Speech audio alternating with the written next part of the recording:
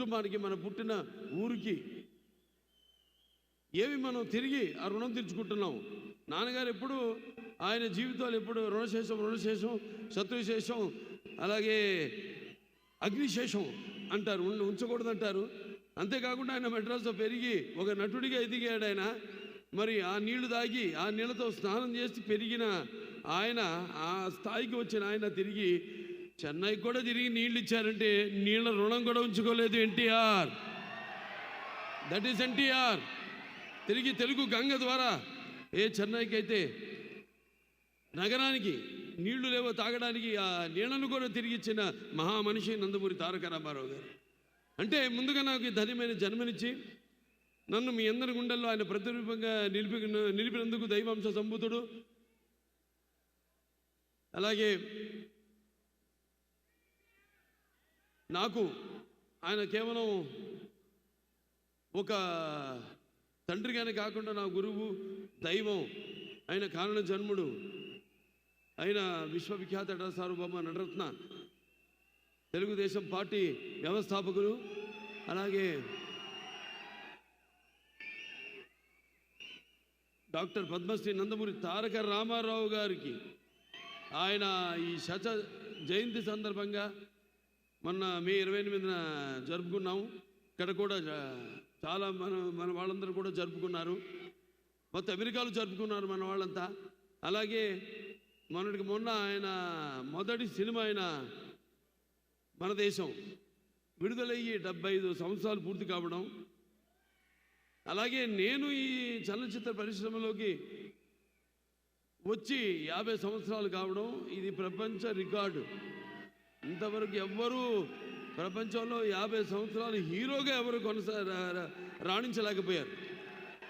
ఒక 25-30 సంవత్సరాలు చేయడం, తర్వాత రిటైర్ అవ్వడం, లేకపోతే వేరే క్యారెక్టర్ రోల్స్కి వాళ్ళు షిఫ్ట్ అవ్వడం జరిగింది. కానీ ఒక హీరోగా 50 సంవత్సరాల ఘనత నాకు దక్కింది. అది ఆ పుణ్య దంపతులు బిడ్డగానే పుట్టినందుకు అది వాళ్ళ ఒక ఆశీస్సులు, ఆ కళమ్మ తల్లి ఆశీస్సులు, నా ప్రేక్షక దేవుళ్ళ ఆశీస్సులని నేను భావించుకుంటాను. అంటే రామారావు గురించి ఎంత చెప్పినా ఆ సూర్యుడిని వేలుతో చూపించినట్టే అవుతుంది. ఆయన నడుస్తుంటే మరి పౌరాణికాలు ప్రాణం పోసుకున్నాయి, జానపదాలు జావలీలు పాడాయి, సాంఘికాలు సామాజ వర్గమనాలు అయ్యాయి, పద్యం పదునెక్కింది, పాట నాట నిలిచింది, అలాగే కళామ తల్లి కన్నుల పండుగ చేసుకుంది, కళకళలాడింది, గలగల నమ్మింది. మరి కేవలం మన దేశంలోనే కాదు, ప్రపంచంలో ఎక్కడ మనం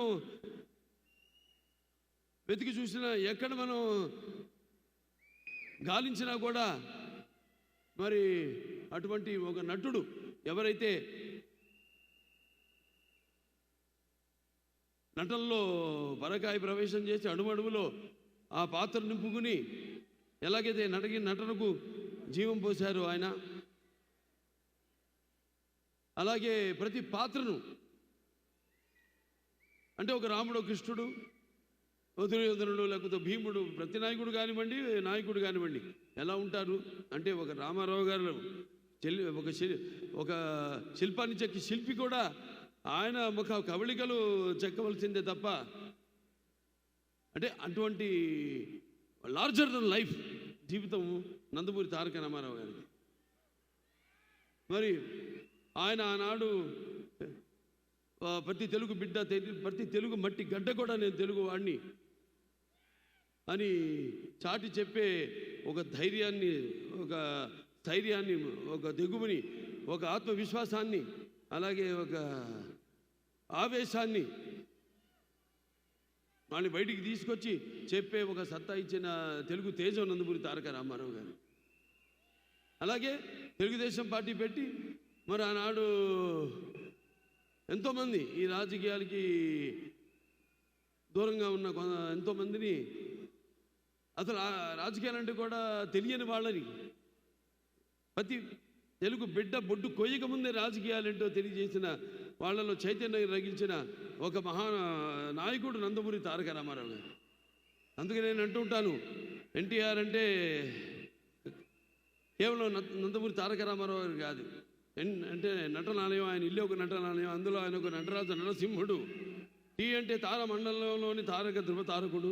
ఆర్ అంటే రాజాజు రాజర్షి రాజకీయ రమణీయ గమనీయ గుణధాముడు. అందుకే ఆయన అందరి గుండెల్లో నిండుగా మెండుగా ఉండి నేను ఎప్పుడు మీకు అండగా ఉంటానని చెప్పి తెలుగుదేశాన్ని పార్టీని స్థాపించారు. ఎన్నో విప్లవాత్మకమైన పథకాలను ప్రపంచంలోని ఎవరు ధైర్యం చేయని సాహసించని ఎన్నో విప్లవాత్మకమైన పథకాలను ప్రవేశపెట్టారు. అలాగే ఆ పథకాలన్నీ కూడా ఎన్టీఆర్ రాజకీయాల్లోకి రాకముందు వచ్చిన తర్వాత ఆ పథకాలు అంటే ప్రజల కోసం వాళ్ళకు మేలు చేయడం కోసమని ఆ పథకాలను ప్రవేశపెట్టి అమలు చేసి ఆయన తర్వాత కూడా ఆ పథకాలను అంటే ప్రవేశపెట్టేలా అమలు చేసేలా చేసిన మహానుభావుడు నందమూరి తారక రామారావు గారు. అందుకే మరి అది ఎన్టీఆర్ దూరదృష్టి. అందుకే ఆయన పేదవాడి బాధ తెలిసిన నాన్న ఆయనే. అలాగే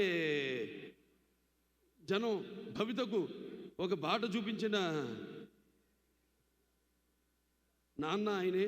అలాగే ఆయన్ని ముందుండి మంగళహారతులు బట్టి